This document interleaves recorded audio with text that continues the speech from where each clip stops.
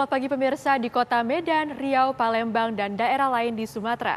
Selama 30 menit ke depan, kami akan mengabarkan informasi menarik dari wilayah Sumatera dan sekitarnya. Bersama saya Jasmine Rahmadi, inilah Kabar Sumatera.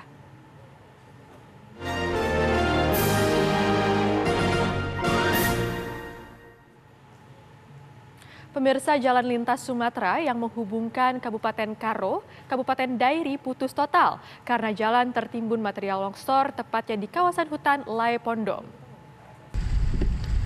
Antrian kendaraan pun mengular di jalan lintas Sumatera yang menghubungkan Kabupaten Karo menuju Kabupaten Dairi, Sumatera Utara. Tingginya intensitas hujan mengakibatkan terjadinya longsor di sejumlah titik di pinggir jalan antar provinsi itu.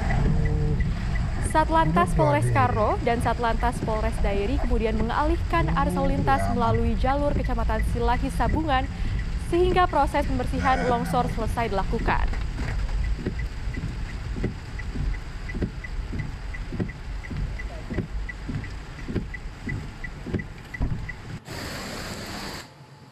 Gudang di Jalan Titi Payung, Dusun Kota Rantang, Hamparak, Perak, Deli Serdang, Sumatera Utara yang diduga sebagai penyimpanan BBM ilegal Selasa malam ludes terbakar. Kebakaran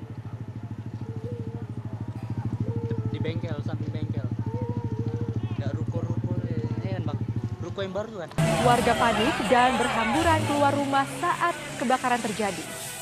Sejumlah ledakan juga terdengar saat api membakar gudang yang diduga menyimpan BBM ilegal tersebut. Banyaknya bahan mudah terbakar dan tiupan angin kencang membuat api merambat ke rumah warga. Sedikitnya 4 rumah warga, 3 rumah toko terbakar dalam peristiwa ini. Asal api belum diketahui. 8 mobil pemadam kebakaran dari Deli Serdang dan Pemko Medan turun ke lokasi untuk menjinakkan api.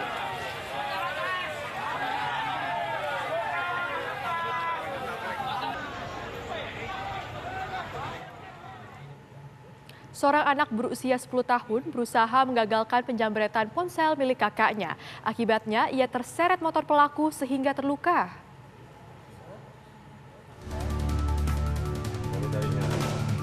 Penjambret ponsel beraksi di depan warung kawasan Lubuk Baja, Kota Batam. Pelaku datang menggunakan sepeda motor lalu mengawasi situasi. Saat pemilik ponsel lengah, ia merampas ponsel korban dan kabur. Namun adik korban, M, seorang anak laki-laki berusia 10 tahun, berusaha mengejar pelaku dengan memegang besi di bagian belakang motor. Akibatnya, ia terseret 50 meter, namun gagal mendapatkan kembali ponsel sang kakak. Sang bocah terluka dan mendapat perawatan di rumah sakit selama sepekan. Polisi kemudian memburu dan menangkap pelaku di kawasan Batu Aji. Rupanya pelaku seorang residivis. Handphone itu dikuasai oleh anak tersebut, ya, berarti dicuri, dibawa lari, ya. Karena melihat daripada kakaknya, handphone kakaknya direbut, ya, atau dirampas seseorang yang tidak dikenal, ya, maka adiknya, yaitu saudara M yang masih usia 10 tahun, ya, berniat untuk mengejar pelaku, ya, dengan memegang, ya, daripada besi yang di belakang handle kendaraan sepeda motor itu milik pelaku dan terseret. Atas keberaniannya mencoba menggagalkan penjambretan, sang bocah M mendapat hadiah ponsel untuk menggantikan ponsel sang kakak. Dari Batam, Kepulauan Riau, Alboin TV One mengabarkan. Remaja komplotan pencuri motor diringkus polisi di Se Beduk Batam, Kepulauan Riau.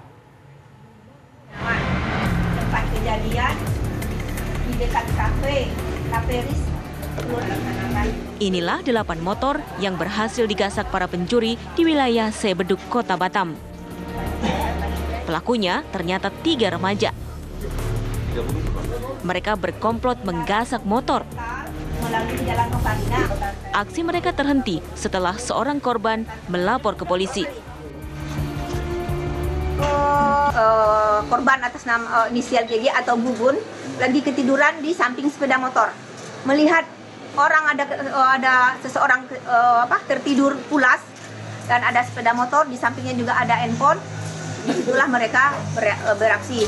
Inisial tersangka, seorang tersangka mengendarai mobil. Polisi juga telah menangkap pihak penadah. Motor curian para pelaku jual dengan harga 2 hingga 5 juta rupiah. Dari Batam, Kepulauan Riau, Alboin TV One mengabarkan.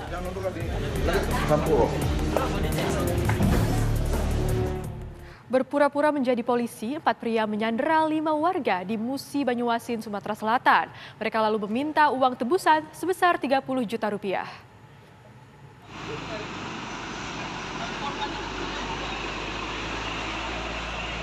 Empat pria dibekuk petugas kepolisian Polsek Bayung Lencir dan Polsek Babat Supat di kawasan Petung, Jalan Lintas Timur Sumatera, Musi, Banyuasin. Mereka Ahmad Emza, Egi Muzakir, Febriansyah dan Ardiansyah. Seorang di antaranya merupakan pecatan polisi. Dalam penyergapan, seorang pelaku tewas ditembak akibat melawan. Untuk mendapat perobatan. Sebelumnya mereka berpura-pura menjadi polisi dari Polda Sumatera Selatan dan menyandera 5 warga yang sedang bermain kartu gaple. Kelimanya dibawa menggunakan mobil pribadi dan dianiaya di dalam mobil. Kemudian para pelaku meminta tebusan uang 30 juta rupiah. Jika tidak, diancam akan dibawa ke Mapolda Sumatera Selatan. Mengacungkan senjata api, karena suasananya masih dalam keadaan fajar, tidak mungkin kita mengambil tindakan yang konyol. Berarti diduga pada saat itu jelas bahwa pelaku bersenjata api. Akhirnya anggota tim tetap melakukan penembakan untuk menghentikan kendaraan, tembakan peringatan, hingga akhirnya melakukan penembakan ke arah mobil. Namun kendaraan pelaku tidak juga berhenti sampai akhirnya dilakukan pengejaran sampai Betung. Dalam pemeriksaan terungkap, para pelaku sudah 5 kali beraksi serupa di 5 kabupaten. Dari Musi, Banyuasin, Sumatera Selatan, Puja Kusuma, TV One mengabarkan. Pemirsa, puluhan penjudi ditangkap Polresta Bandar Lampung. Mereka berjudi remi, judi online slot, dan bola, juga judi toto gelap. Mereka diringkus di lokasi berbeda. 10 orang berjudi konvensional, sementara 12 orang berjudi secara daring. Polisi menyita puluhan perangkat komputer yang mereka gunakan untuk berjudi. Kami Satreskrim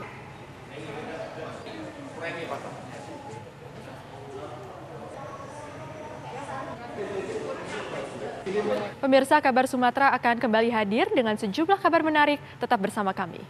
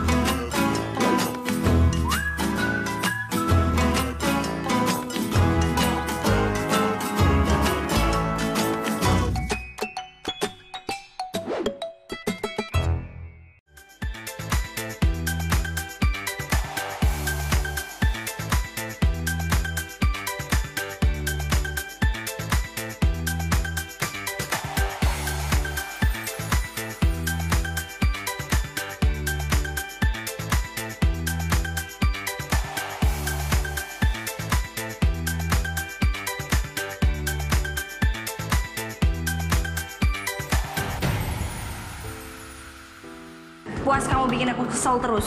Aku salah apa lagi sih, sayang? Bukan kamu, Mas. Ini TV-nya nih berbayang terus.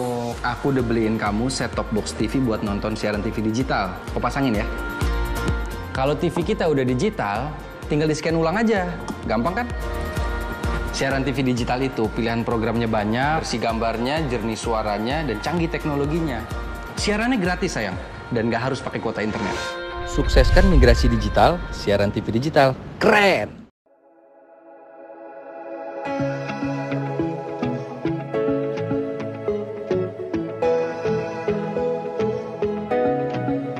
Aktual, faktual, dan lengkap adalah landasan sebuah berita menghasilkan perspektif secara tepat.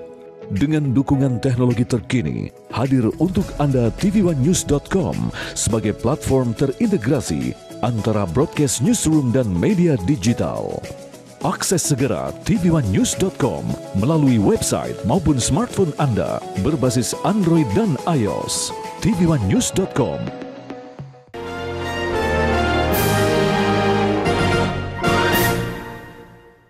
Pemirsa, kasus dugaan korupsi yang menjerat Gubernur Papua Lukas NMB mencuri perhatian publik lantaran dana yang diduga diselewengkan bernilai fantastis.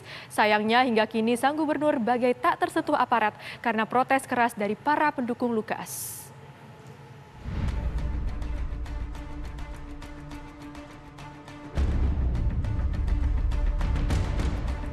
Kasus dugaan korupsi yang menyeret nama Gubernur Papua Lukas NMB menyeruak pasca Menko Polhukam Mahfud MD mengumumkan ke publik. Lukas diduga menyelewengkan sejumlah dana yang ia kelola selaku Gubernur Papua. Nilainya tak main-main, 560 miliar rupiah yang ia setorkan ke sejumlah kasino di luar negeri sebagai upaya pencucian uang. Ia disebut tidak pernah mempertanggungjawabkan penggunaan sejumlah dana, mulai dari dana otonomi khusus Papua, dana operasional pimpinan hingga dana PON Papua selama ia menjabat. Dugaan korupsi yang dijatuhkan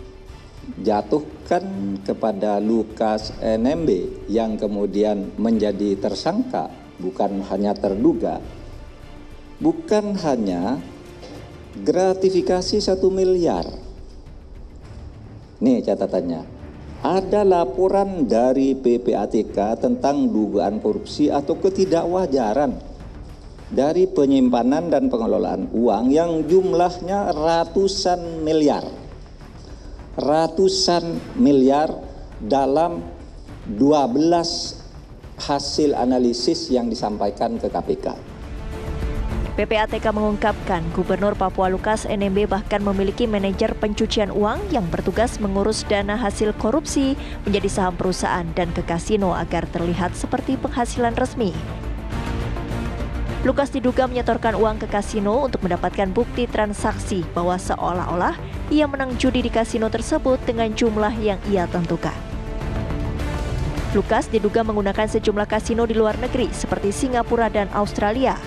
Dua negara yang melegalkan aktivitas perjudian dengan kasino papan atas yang memiliki transaksi hingga triliunan per tahunnya.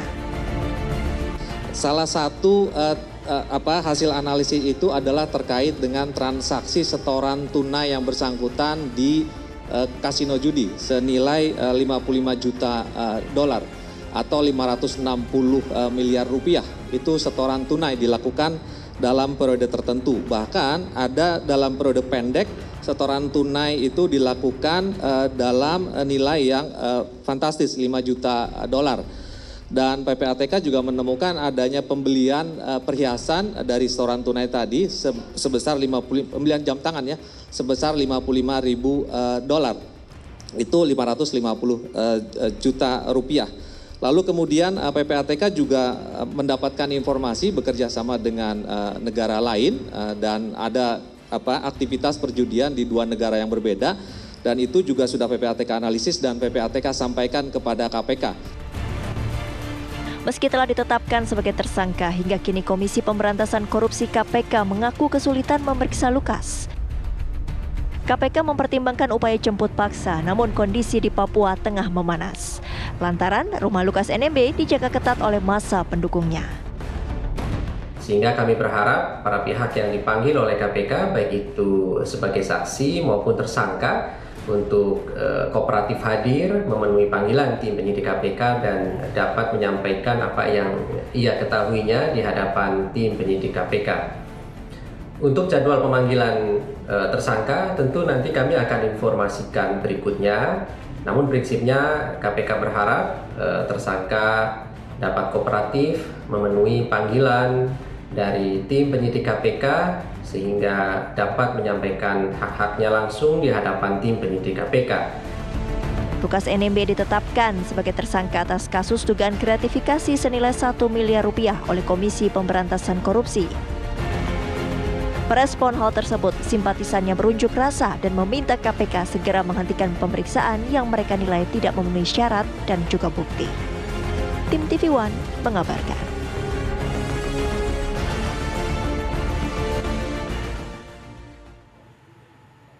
Ya, Polda Papua mengamankan 14 warga yang ikut demonstrasi mendukung Gubernur Papua Lukas NMB. Belasan orang dimintai keterangan karena membawa senjata tajam dan bom ikan saat melakukan aksi demonstrasi.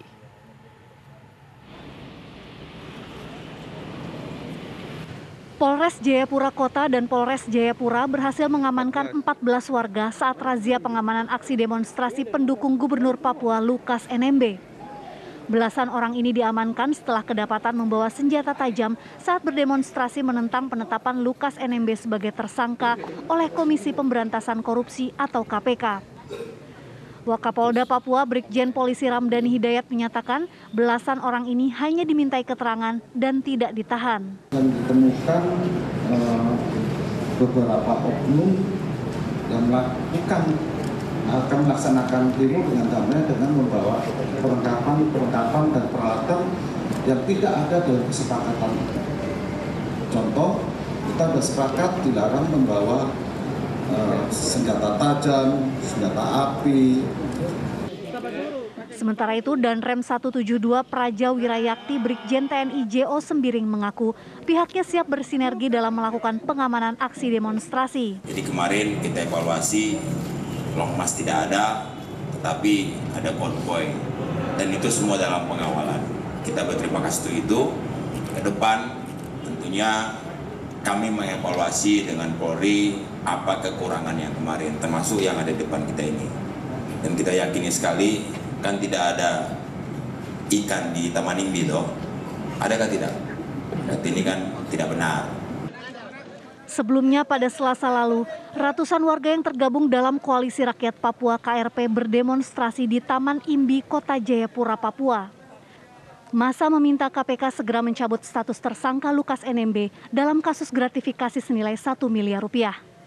Dari Jayapura, Papua, Hendy Indrajaya, TV One mengabarkan. Komisi Pemberantasan Korupsi atau KPK mengaku tengah menyelidiki pencucian uang yang dilakukan oleh Gubernur Papua Lukas NMB. Saat ini KPK telah mengantungi nama penghubung yang digunakan Lukas dalam transfer dana senilai 560 miliar rupiah ke kasino di Singapura.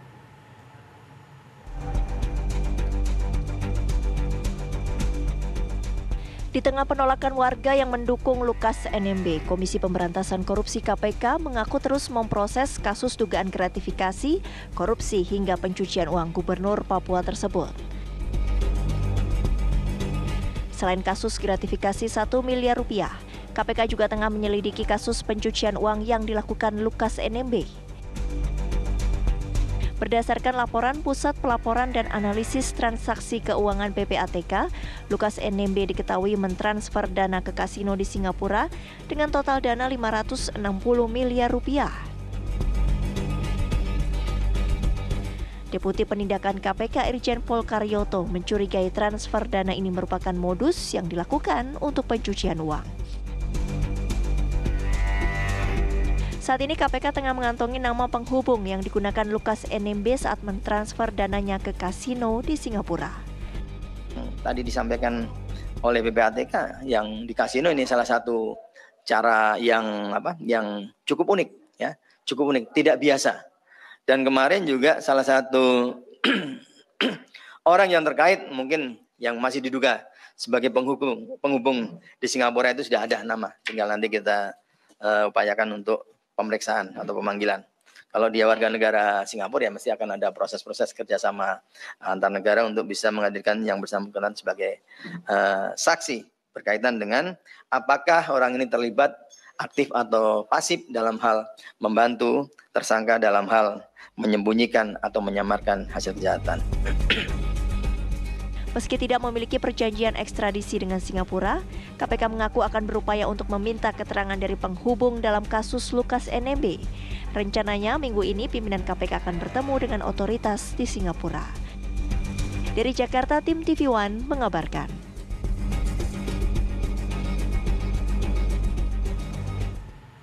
Kita beralih ke kabar lain, pemirsa, rancangan Undang-Undang Perlindungan Data Pribadi resmi disahkan menjadi undang-undang. Undang-undang ini akan memberi ancaman hukuman yang sangat besar bagi korporasi yang memanfaatkan data pribadi secara ilegal.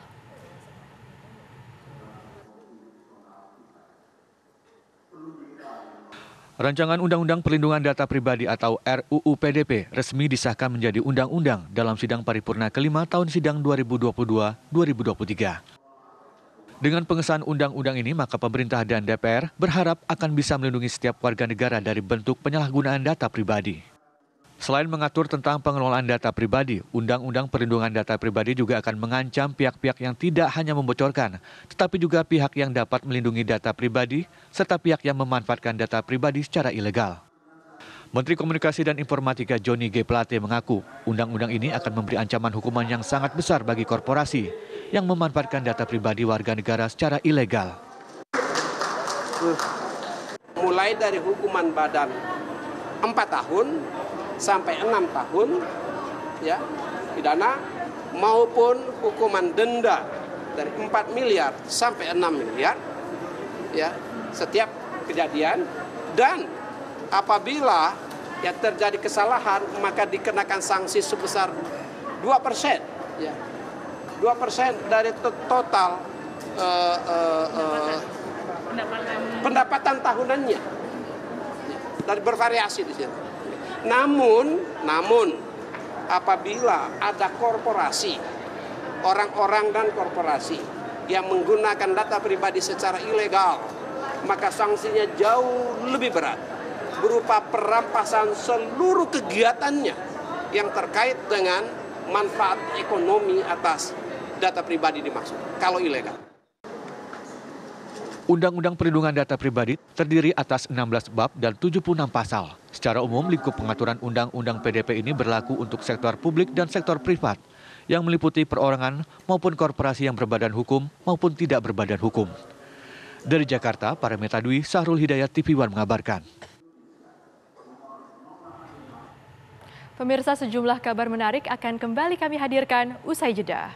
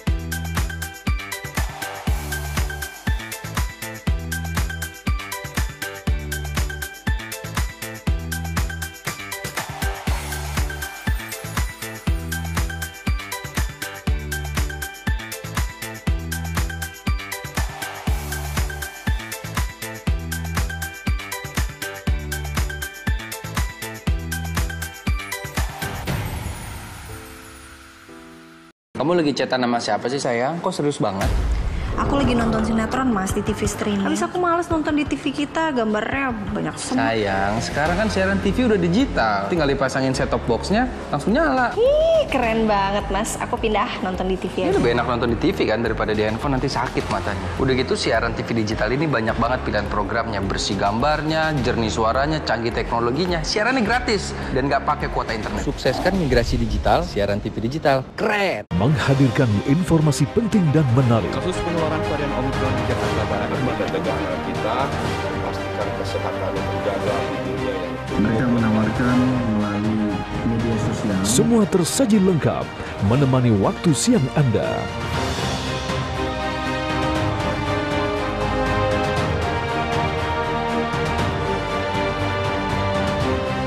Saksikan Kabar Siang hanya di TV One. Menghadirkan tema terpilih. Sejumlah persiapan terus dilakukan jelang keberangkatan kloter pertama calon jemaah haji dari berbagai daerah. Salah satunya adalah persiapan asrama haji yang akan menyambut para jemaah haji. Informasi berimbang dan proporsional. Dukungan bagi para tokoh nasional untuk maju di pemilihan presiden 2024 terus bergulir. Kabar Petang Pilihan live di TV One. Kita menemukan perlakuan kejam dan tidak manusiawi yang kita duga sebagai perbudakan modern dan juga perdagangan manusia. Anak saya lebam-lebam, gusiknya luka, cuma bisa minum, kemudian mata juga lebam. Hukum kita juga sudah bisa menegakkan bahwa anak-anak itu bisa tetap dihukum. Telusur di TV One. TV1news.com, portal web terintegrasi, aktual, cepat dan lengkap. Menyajikan berbagai informasi dengan inovasi digital terkini, berbagai kanal unggulan untuk Anda kunjungi. News, daerah, lifestyle, religi, dan kanal khusus G20. TV1news.com, aktual, cepat dan lengkap, layanan konten digital terbaik untuk Anda.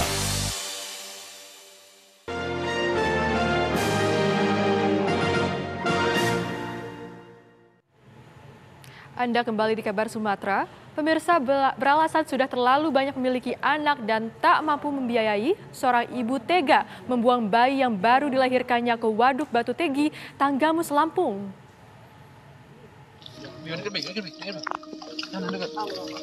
Jasad bayi laki-laki ditemukan oleh nelayan di dermaga Waduk Batu Tegi, Kecamatan Air Nandingan, Kabupaten Tanggamus, Lampung. Jasad kemudian dievakuasi oleh polisi dan petugas puskesmas. Setelah diselidiki, terungkap siapa pelakunya. Pelakunya adalah WN, wanita usia 40 tahun yang tak lain ibu sang bayi. WN tega membuang bayi yang ia lahirkan dengan alasan ia telah memiliki 6 anak dan kesulitan ekonomi.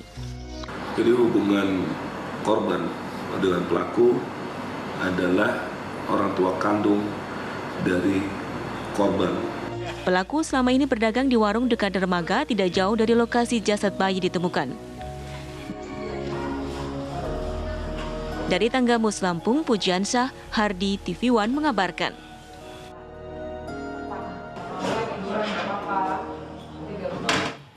Polda Sumatera Utara dan Polrestabes Medan membentuk tim dalami kasus dugaan pelecehan seksual terhadap bocah 12 tahun yang dialaminya sejak bertahun-tahun hingga terjangkit virus mematikan.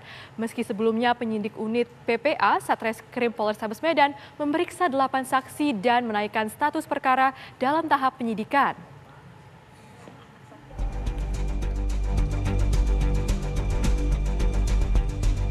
Kasus dugaan pelecehan seksual terhadap JA, bocah berusia 12 tahun hingga terjangkit HIV, membuat Polrestabes Medan menaikkan status perkara dari tahap penyelidikan ke tahap penyidikan. Meski belum mengamankan pelaku, petugas kini sudah memeriksa 8 saksi. Guna mempermudah pengungkapan, Polda Sumatera Utara dan Polrestabes Medan membentuk tim dalam proses penyidikan perkara dugaan pelecehan seksual terhadap JA. Prosesnya masih terus berlanjut, kemudian Polda Sumut ikut membackup penyidik dari Polrestabes Medan dan terus mendalami peristiwa. Ada dibentuk tim khusus juga enggak, Pak? Secara khusus tidak ada, tetapi Polda ikut membantu untuk membackup prosesnya, ya kira-kira seperti itu. Kondisi JA yang terus membaik sangat membantu petugas menggali keterangan guna mengungkap kasus yang menimpa bocah 12 tahun ini. Petugas juga nantinya akan segera memastikan cukup bukti guna meringkus beberapa pelaku yang tersebar di sejumlah wilayah di Pulau Sumatera. Sebelumnya JA remaja putri 12 tahun menjalani perawatan medis secara intensif di RSUP Haji Adam Malik, Medan, Sumatera Utara. JA terkonfirmasi terjangkit virus HIV/AIDS. JA mengaku kerap menjadi korban kekerasan seksual oleh orang dekat dan keluarga. Berawal saat JA berusia 7 tahun oleh pacar ibunya di tahun 2017. Setelah ibunya meninggal, JA tinggal di rumah neneknya, namun kemudian dijahati oleh adik sang nenek. JA kemudian tinggal di rumah anak dari kakak neneknya yang seorang mucikari. JA pun diperkerjakan untuk melayani pria mesum. Dari Medan, Sumatera Utara, Bahana Sitomorang, Doni Altmira, TV One mengabarkan. Demikian kabar Sumatera hari ini, pemirsa. Saya Jasmine Rahmadi mewakili kru yang bertugas. Pamit undur diri, terima kasih dan sampai jumpa.